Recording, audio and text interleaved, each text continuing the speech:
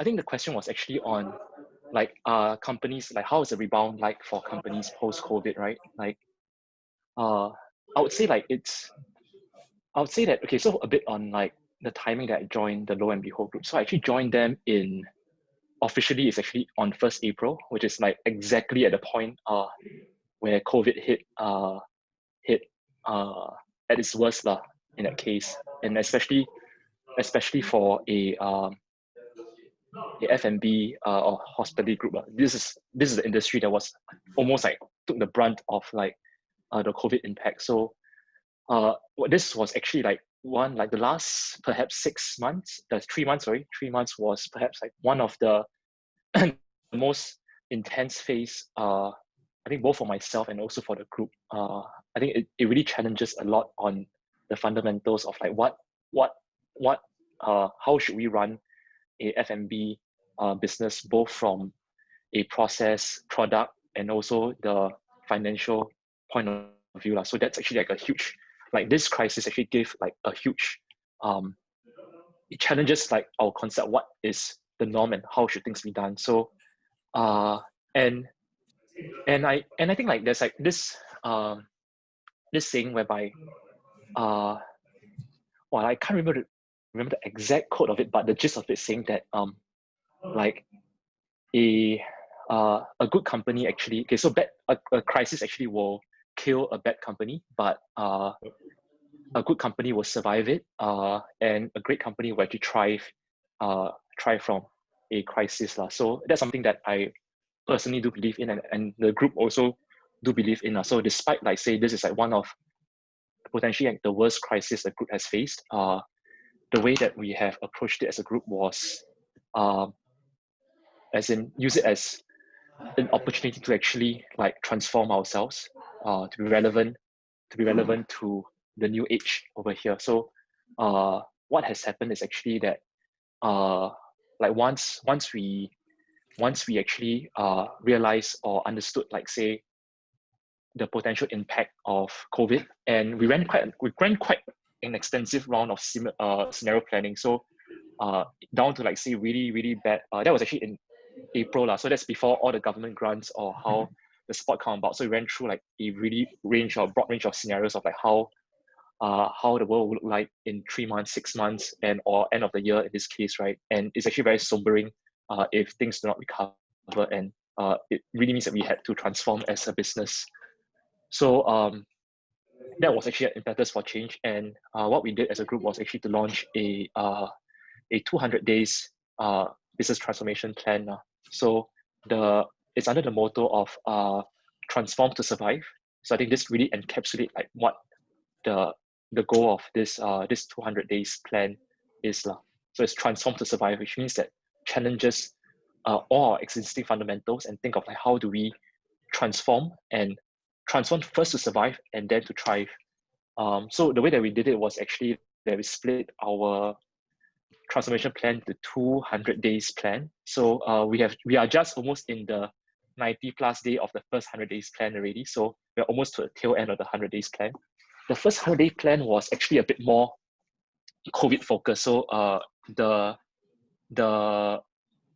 first 100-day plan was actually we named it as like focus on the fundamentals and also adapt to a new normal. So there's a lot of initiatives that we actually plan around adapting to the new normal. So a big part of it actually was a big move towards both the online sales, a new segment over there, and also a big part was transforming a new way of working. So which means that for the non-frontline staff, whereby it's more back office, it is all now moved remote and online. How do we then actually adapt paperless processes, technology, various things into our processes in our workflow. So that's a big part of it, and that's where like the first 100 days we are wrapping up on actually. So like thinking of a lot of new digital products and also services to add into our workflow.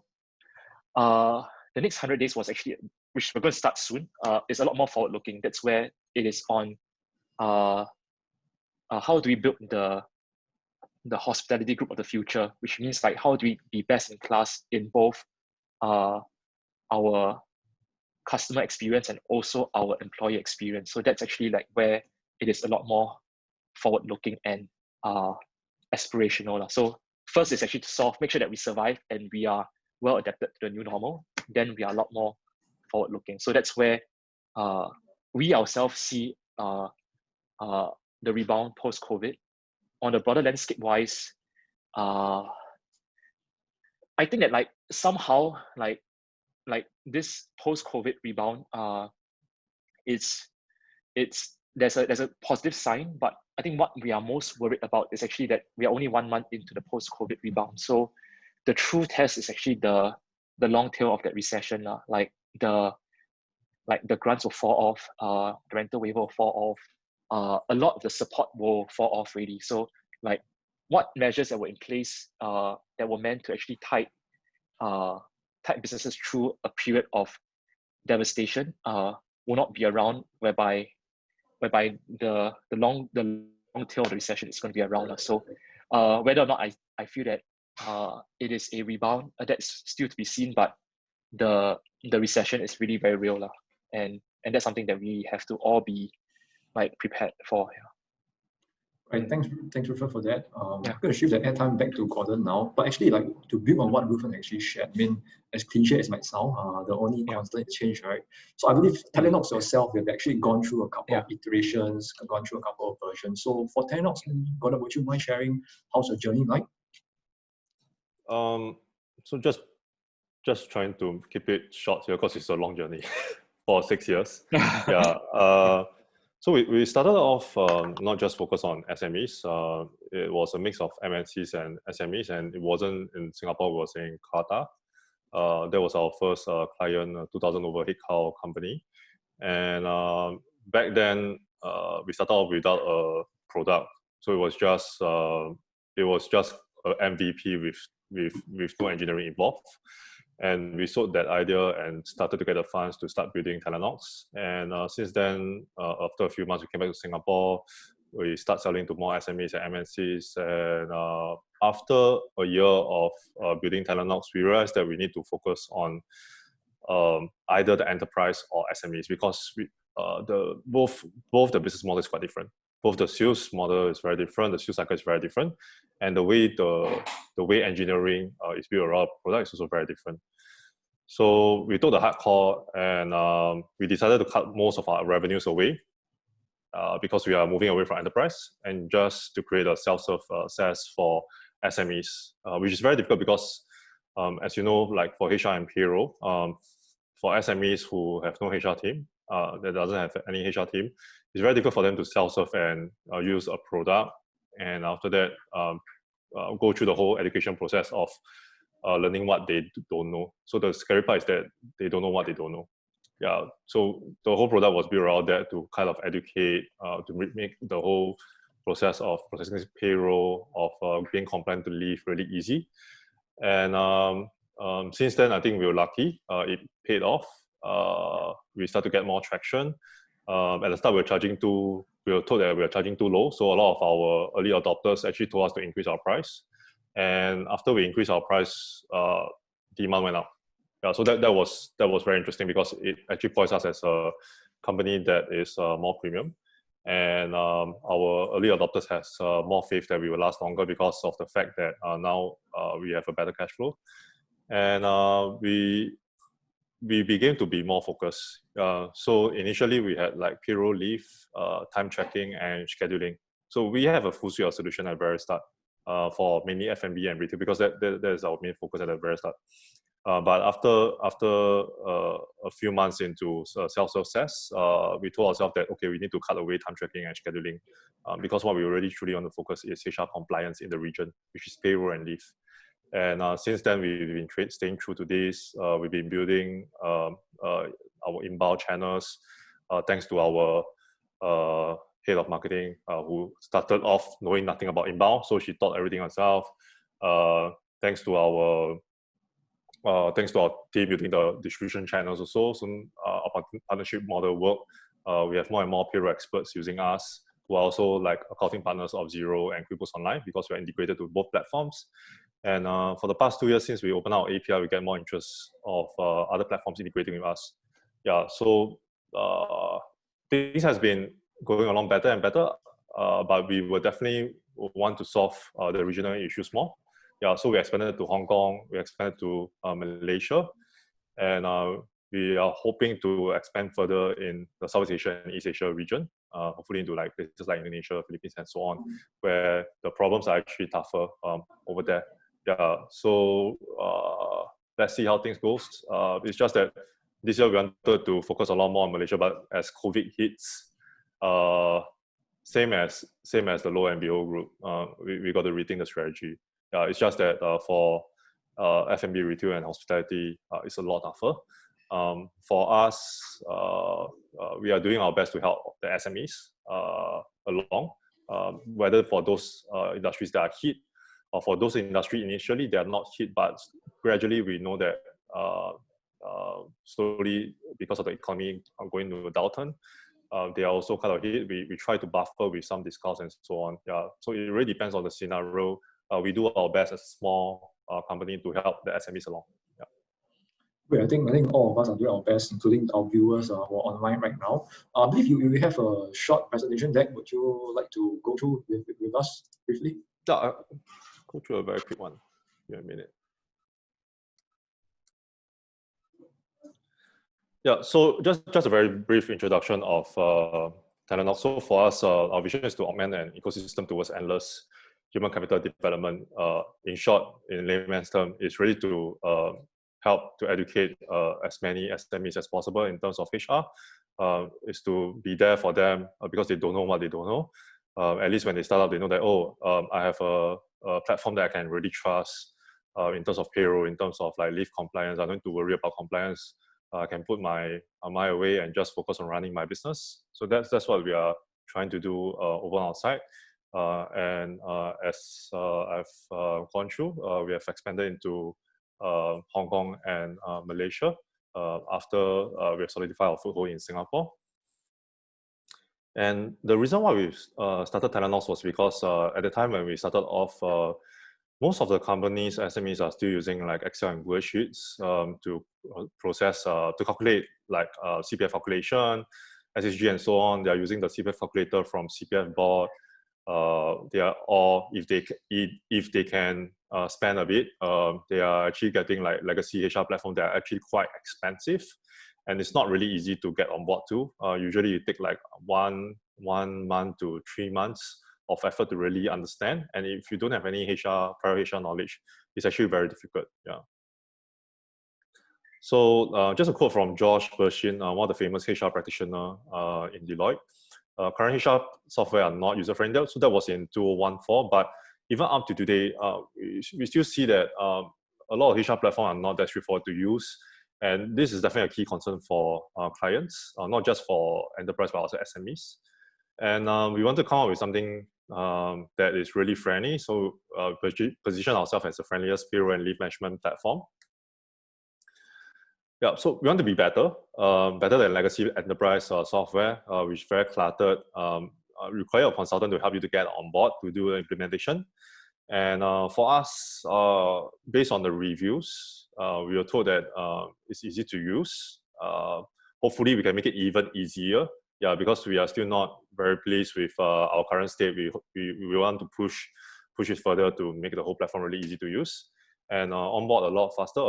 Most of our users actually, they do their own onboarding. So they will just copy and paste everything from their Excel sheet over to our Google Sheet for importing. And now you can even import using our Excel sheet. Yeah, and it's integrated within the platform and also to other notable SaaS platforms like accounting platforms like Xero, QuickBooks Online, and other workforce management system like Deputy, Staff Any, and so on. And we want to be a lot faster. In the past, or even now, for like legacy enterprise software, you still need to go through a consultant and go through a whole sales process and requirements gathering and so on. For us, it's off the shelf. All the features are already shown on our pricing page. This is what you get, and you can just sign up, start using. If you're happy, you can upgrade to our suite platform. If you feel that you're still a small company, you can just let the trial expire and still use the free platform. Yeah. And we also want to make it cheaper because we know that for SMEs, price is definitely something that cost is definitely something that they are looking into, aside from efficiency.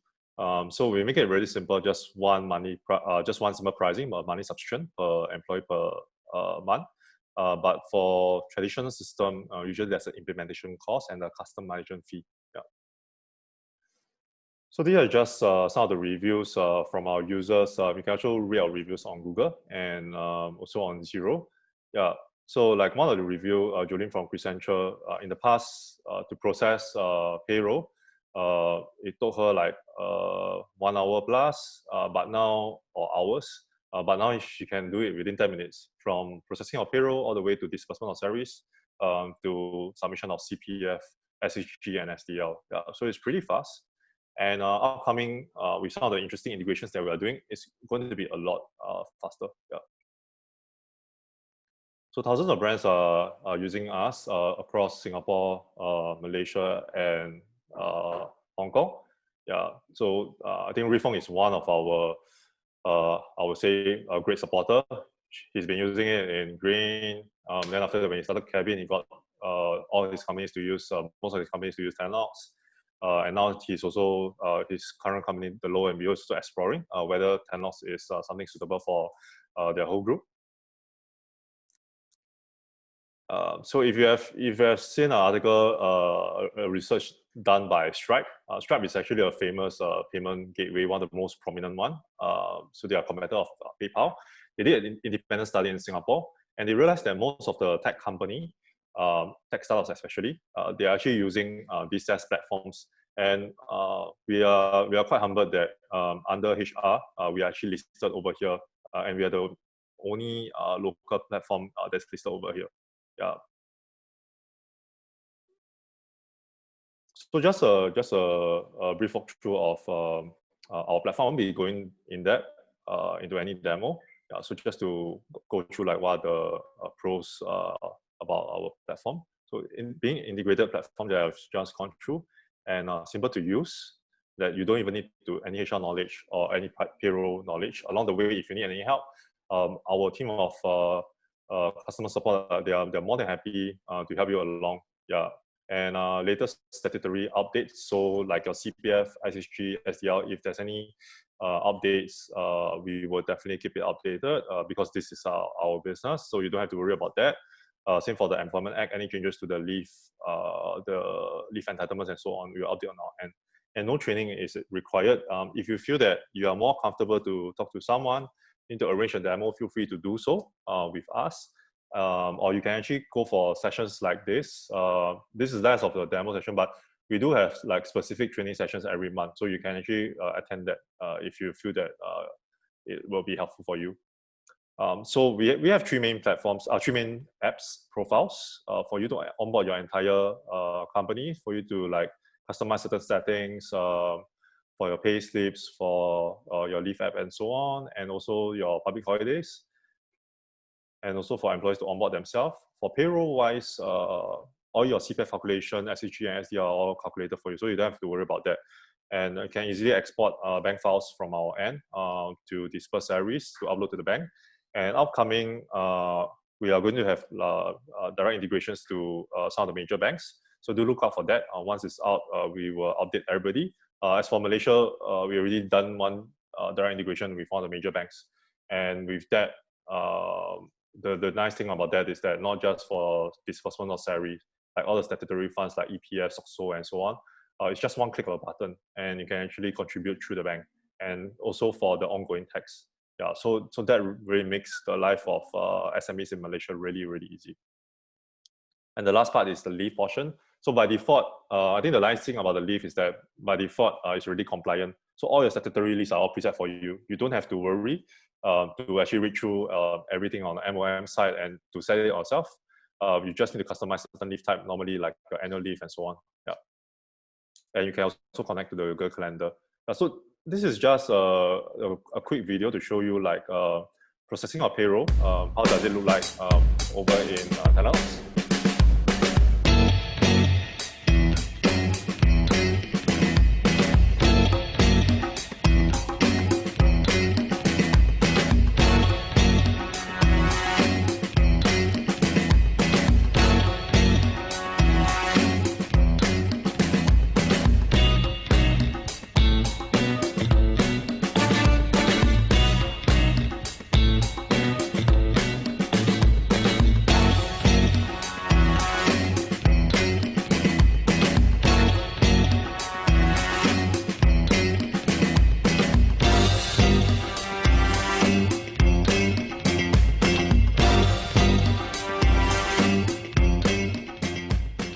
so as you can see, it's pretty straightforward. It's a 3 to 4 step process depending on whether you pull your leave deductions over. Shouldn't be too tough if you don't have any like HR or payroll experience. And we're in a very well integrated ecosystem, not only to the banks and statutory boards, but also to leading SaaS platforms. Just now I was talking about accounting platforms like Xero, QuickBooks, and a lot of our import sheets are actually through Google Sheets, and now we also open up to Excel. And we're also integrated to Google Calendar and also some of the leading workforce management system that I was talking about. So this is just to show you like how the integrated ecosystem is like in Singapore. So of course, in every country, it's pretty different because the statutory boards and the banks are different. But like if you see like over here, workforce management wise, we're integrated to Deputy, one of the leading workforce management system in the world. In Australia, they are founded in Australia. And King of Time, the leading one in Japan. So a lot of Japanese companies actually like this. And also Startup Fanny, it's a very promising startup in Singapore. And you see guys like Dimbula, Morgan Fields, and Yakun and so on. The pricing, so if you are a small size company and you feel that you just need to be compliant to get your CPF calculations done, including like your PR year 1, year 2, your additional wage ceiling and so on, and also to have like itemized pay slip, you can just adopt the free version. It also allows you to submit tax, the RAA submission with just one click. Yeah, so it's really very powerful for a smaller size company. But as your company grows, like beyond 10 account and so on, you may need something more like your leave app. You will need like integrations to the banks, to the statutory boards, and also integrations to other SaaS platforms, accounting, workforce management, and so on. Then you may want to upgrade to the suite plan. Yeah. And just the last part about Talenox Cares. So for Talenox Cares, before COVID, we already have it. Previously, we were trying to help our users like for Singapore. Dengue fever is now something that is very serious, even last year. So we are able to help them to track like, for where they are staying, whether it's a hotspot or not, and whether they need any help in those areas. At least they know that, it's a hotspot, what they can do to prevent, to actually reduce the likelihood of getting dengue. And if you can get dengue, is there any protection and so on. And for COVID, we did our best to try to help like retail F&B companies along, and we try to get like other platforms to see how they can help out. Like we'll introduce F&B to order and so on like that. Yeah, so we do our best. And then also subscription fee, just now that I was touching on it, for companies that are really hit badly and they feel that maybe a discount in the subscription will help them for a short while. We also provide that on a case-by-case basis. Yeah. Yeah, so that's all for the introduction. Great. Thanks, Gordon, for your great presentation. There's one point I managed to glean for it, is that I guess I heard that Rifeng, as the head of strategy, is currently exploring to use Talenox, right? Is that part of your strategy? That's one. I think that's one part of like the transformation plan. To actually adopt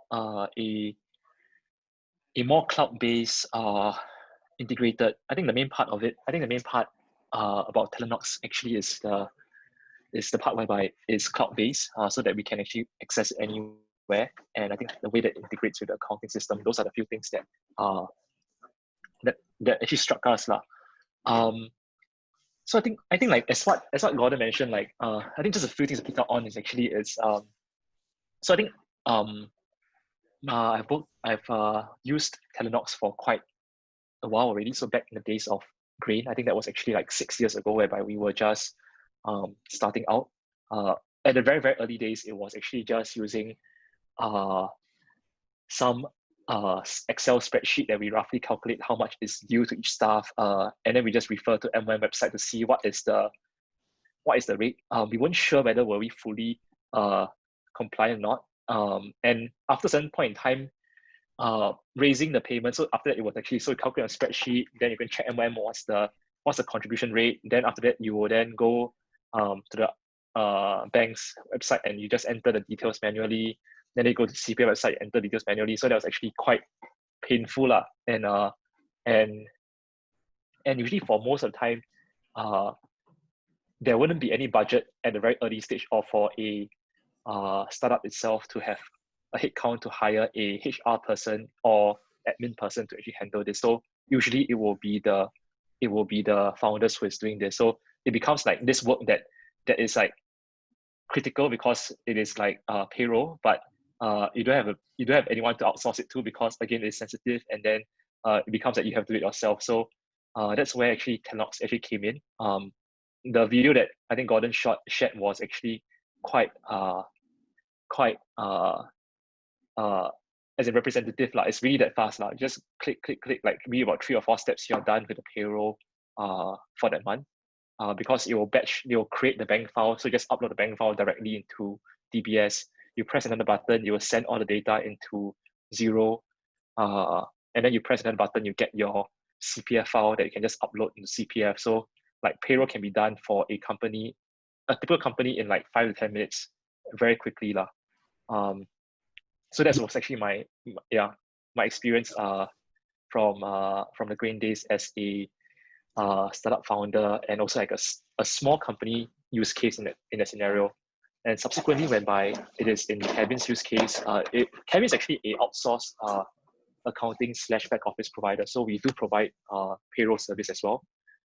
Then that's where Talenox was a case where it really helps to it's when we're helping other companies process payroll. This really streamline the process by miles. This is really a very, very efficient way whereby if your team is trained on Talenox, it becomes a very efficient way of actually running payroll. And I think right now in Lo and Behold side, it's thinking of adopting this because for background, the group has been around for about 15 years. So there's a lot of legacy software that is really present. And as part of the transformation process, we are looking at, say, adopting cloud accounting system, in this case Xero, which we have already adopted, and then it actually makes sense for us to use other cloud tools that integrate directly with Xero. So Talenox is actually quite the natural choice. So that's where we have not used Talenox yet, so we are not a customer of Talenox, but we are seriously considering using Talenox for our payroll. I mean, no pressure on that point. Nothing's on me. I guess it's up to Gordon to convince you. But then again, I think actually do have a question to pick on your brains. But then again, we have a couple of Q&A, so I guess I'll jump straight to the Q&A. So perhaps let me try to bunch some of the technical questions for Gordon first. Okay, if you see on the screen, right, Gordon, question by Jara. Does Talenox now integrate directly with DBS? Can it automatically upload payment items to DBS? Not yet. So actually, this was we wanted to do it around Q1, Q2, but when COVID hit, everything changed. So after COVID hit, DBS has a lot more projects that are focused on COVID. So we are still working with DBS to see whether it's something that we can do towards the end of this year. So do bear with us, and also bear with our partners at DBS. Once their API is out, we will definitely be able to integrate directly with them. Okay, so I guess the answer will be TBC, to be confirmed, or coming soon. Yeah, correct. So for now, you still need to download the bank file and upload to DBS Ideal. Great. So I think the next one came from Anonymous, and I guess Susie as well. He actually typed into the chat group. Can Talenox be integrated to our ERP system? After 1 month free trial, are we still able to use the app for free? Yeah, so for Talenox, we have an API documentation. So you can actually go to, once you sign in an account, you can go to the top, there's an API settings. From there, you can actually grab the documentation, or you can easily Google Talenox API. Immediately, you'll be able to find our API doc. Over there, you can just pass it to your ERP system. Then after that, you get them to integrate directly to Talenox. So it really depends on how you want to do your integration. We have multiple public integrations that are available with like workforce management system and accounting platforms, and also human capital management system. But we also have a lot of users who are integrating their ERP directly to us. Yeah, so as long as you pass the API document over, they will be able to process it. As on how to use, whether you can use the app for free. Yes, you can use the app for free. That's for the free plan. So the free plan is more limited in the sense where you still can process your payroll, you still can onboard your employees, but the last mile, which is like the integrations, like exporting a bank file, CPF file, and also submission of I would say like more advanced taxation items, not IRA, because IRA is available on free, and also the Leaf app. Those are only available on the Suite plan. Yeah, so if you feel that the free plan is good enough for you, you can use it. But if you need the integration to your ERP system, you still need to use the Suite plan. Yeah, because only the paid plans will have the integrations capability available. Yeah. Okay, great. Rifeng, bear with me for a while. Let me. You have your questions. Don't worry. We have questions for you. Let me try to get over with Gordon first. Okay, next one for anonymous as well. Sorry if I missed the point as the video was quite fast. Oh, sorry about that. What are ad hoc staff claims? Example, handphone bills. Can staff submit claims and the Talenox upon approval of the claims process auto-paid staff as part of payroll? Okay, so Talenox, we don't focus on claims, but we're actually looking at a couple of claim software out there to integrate with. Initially, we wanted to work with Receipt Bank, but there isn't really an API. So we are waiting for guys like Zero Claims to come out with their API, where we will definitely integrate to. If you know of any claim software that you feel that is really good, we'll be more than open to integrate with them as long as the API is available.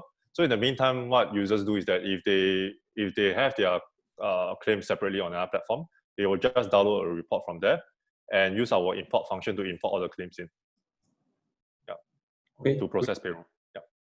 Right. Moving on. Jonathan, does Talenox support multi-currency payroll? Okay. So I will say that Talenox we don't support multi-currency payroll. You can display multi-currency, but then there are multiple reports that won't be accurate. So this is something that we are working on now, currently. Luckily now, this is something that demand has grown so much that we have to work on it. And hopefully you'll start to see us able to support multi-currency towards the end of this year. Yeah. And we want to do something even more than multi-currency payroll, but we will release more details after that. Yeah. Oh, okay, something to look forward to. Okay, maybe this is some feedback for you. There's one from the chat group, Cindy. Sorry, I saw a zero fee for small setup. I'm currently paying $25. Just wonder why is it so? Leave app, can employee use it to apply leave, or is it manually updated by the HR? Oh, okay. So I think most likely for this current user is that he or she is actually on a single app plan. So this is not. This is actually not updated on our pricing page, but in our knowledge center you can find it. So our single app plan is actually the payroll app with all the integrations. So like integrations to the banks, to CPF, and so on. If you feel that you don't need the integrations, you can actually downgrade it to the free plan. But if you feel that you need the integrations and also the leave app, because you're talking about managing of leave, then you will need to upgrade to the Suite plan where you can do it over at the billing page. If you need any help in terms of upgrading to get the Leaf app, you can always reach out to our through our in-app support channel on the bottom right. Yeah. Okay. There's one. I'm not sure the feedback or anything by Andre Morni. It says expensify. I'm not sure whether it says it's expensive or he wants you to expensify it. It means to make it more expensive. Maybe Expensify. Oh, okay. Expensify is a claims platform. Oh. Andre, he's one of our partner. Yeah, so if you feel that Expensify is really, really good, we can have a chat over that. Yeah, so there are other platforms like Receipt Bank, Expensify, and Data Molino. We are still looking around. For those that have like good APIs, the only problem with Expensify, feedback from users that is quite expensive. Yeah, so we are still looking around for a few claims platform to prioritize which one to integrate with first. Yeah. Okay, we can have a discussion on that. Okay, one last question before we move on to Rifeng. So any other options other than credit card payment, example PayNow? What if the organization doesn't have a company credit card?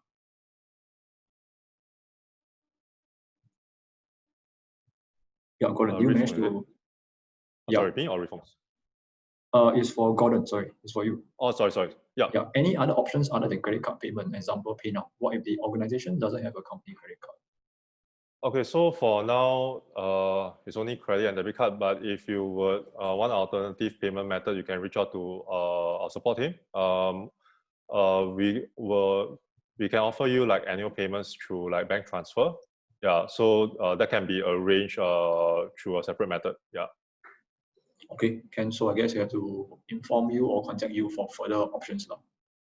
Yeah, correct. Through our in-app support channel, we will provide you the option for like check payment or bank transfer, but it's an annual payment. Yeah. Okay, can. Yes, Rifeng, I hope you are ready. Okay, Sure. for Anonymous, Hi Rifeng, thanks for sharing. Kudos on facing this situation head on and transform in 100 days. So you mentioned one of the initiatives was to look at online sales. What specifically was the focus? So do you adopt more technology to enable or change the user experience? Or to adopt the technology to gather customer data? So yeah, what kind of challenges you actually face? Okay. Okay, let me just read this question. Okay, so okay, like online sales, I think the most natural and the lowest hanging fruit is actually going on to online delivery platforms.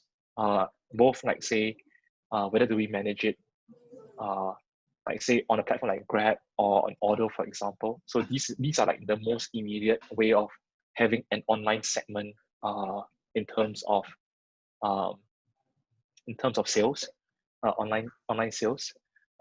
Beyond that, we explored a few things. So potentially that we have just launched is actually a online retail for wines. So the idea is to have a bottle shop within the group. I think we just launched it privately over the last 2 months. I think it's going to be public soon. It is called Clink Clink. So that's one of another initiative that we have on the online segment. So the idea is that like primary, Lo and Behold has always been primarily a offline dine-in kind of focusing a lot on the dining experience. The name Lo and Behold itself came from the fact that if you visit any of the venues, you'll be blown away by the concept itself. So that's why it's Lo and Behold. So it was primarily always been a offline dining experience, but with COVID itself moved online. On technology or to gather customer data, I think for us, like a big part of it, and I think and there's one more part that we're looking at actually. Okay, so I think there's a few parts. So the most immediate reason for having an online presence is actually to diversify our revenue stream so that we are not so dependent on to like say dine-in as that one revenue stream. The additional benefit is actually on customer data. So for example, being able to like have built a CRM, that's actually a big part of like our next step of how do we actually ensure that we track customer loyalty and also the experience of a customer across all venues, online, offline. That is actually the next step now. Yeah, but it's not in yet. But yeah, like there's a few reasons why we move online: revenue and also customer experience. Yeah. Great. Actually, this actually ties into the next question from Anonymous. Say, hi, Rifeng. Was it a challenge as your background is not exactly in the business of Lo and Behold, joining the company? What do you do in the first 60 days upon joining the firm, and what have you changed in the organization? So was it a challenge? Like, yeah, I would say that like it was like there are things that I do not know. So like I'm not, my background wasn't in F&B retail. I was in F&B, so like the product, like F&B in terms of grain as a food delivery and catering company. So in terms of the back of house aspect, that part I'm more or less familiar, but it's a front of house that's not. Pros and cons. Cons are that there are things that I do not know and have to learn, which I think it's manageable. The pros are that like I'll be able to bring a new perspective. So as in like the way to see things will be a bit different. Like you apply a bit more a technology lens, a bit more of a startup lens to a mid-sized business. I think that's actually for myself, I find that a very interesting combination whereby you bring the agility and also the very tech-led kind of mindset to a mid-sized organization. Like the impact is quite huge lah. So for example, if like say in maybe say in cabin days or in grain days, if I decide to actually do a new process or bring a new process, impacts maybe a small amount of people. But if you actually do it on a larger scale, like Lo and Behold itself, the impact is felt across a wider group of people. What was that question? I got a bit lost really. Like, is that another part of the question or was that the question already? I think you answered most of it. I think you asked about the challenges of the first 100 days. Okay, so this would be for Rufeng as well. I guess he's trying to change your mind, this guy. Which technologies or platforms are you using in Lo and Behold for scheduling, leave management, and payroll computation? So like currently right now, it is using some, I think really like old school system that I can't even remember. TimeSoft, okay. Oops, so like you have just like named the old school the old school and I don't know it's TimeSoft lah. I just know it's old school lah. Yeah. So yeah. Okay. Then so now what we're trying to do is move towards a more cloud-based, a more forward-looking payroll / leave management scheduling software. So in terms of payroll, we're looking at we've narrowed down to Talenox actually. Have not signed on yet, but very likely. In terms of like say scheduling, rostering, we actually narrowed down to both Deputy and Rubler. Deputy that now currently directly integrates with Talenox, which is a benefit. Rubler has a bit more features, but doesn't integrate directly with Talenox now. Hopefully like that happens soon. So because we actually are likely to go ahead with Rubler actually. So Rubler as a scheduling and rostering software. So if it ties directly to payroll, it would be like, wow, like make the life of the HR person like awesome. Yeah. So that's where we are at in terms of software. Okay, great. Now let me get back my attention back to Gordon. How are temps or interns managed in Talenox where they are very transient? So it really depends on how your temps or interns are paid, like whether they are paid like monthly or hourly, daily kind. Yeah. So if it's monthly, payment is actually quite straightforward. You will just need to key in your temps or interns information. Then after that, there's this portion where you keep track of your job history, the job details. So whenever your temps or interns come back to the company, you can just update that portion. If there's any changes in the salaries, you can just update that portion. But if you're talking about like hourly, daily, based on hourly and daily attendance, you can actually use one of the workforce management system that are integrated with us or we have integrated to, like Deputy, Staff Any, and King of Time. Just now, Rifeng was talking about Robler. Good news, Robler they already started integration with us, so we are already talking to their tech team. Yeah, so this is definitely a company that we work quite closely with because quite a number of the companies are actually using both Talenox and Robler. Yeah, so in short, that's how it's being managed. And by default, based on definition, usually for the interns, for the statutory calculations, they are not included unless it's a special case. So it depends on how you want to choose the immigration status also. Yeah. Okay, great. Actually, I do have some more technical questions, but I think I'll save the questions. Irene, Siling, I will send it over to perhaps Gordon. I'll get them to message you directly because I think I'll find this left. And then usually we always end off with so what any parting advice. But I think I've actually got one last question for both of you guys. Thought it'd be good for both of you to actually share. So also for the viewers as well. I think nowadays the government is actually pushing for a lot of up training, we're pushing a lot of technology adoption, working from home, so on and so forth.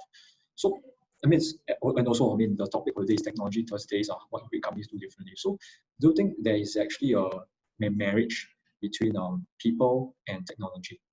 Maybe we could start with Rifeng first.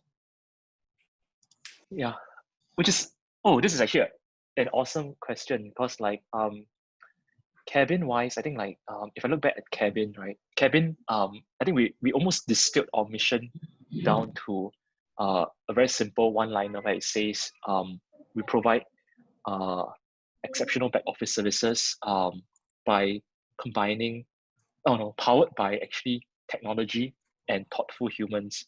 So like that one line of mission itself almost encapsulate this part of like why at the core of it, right? Like I personally believe, and also as a result, like is one of our mission of like Kevin is that people and technology will has to work hand in hand in this case lah.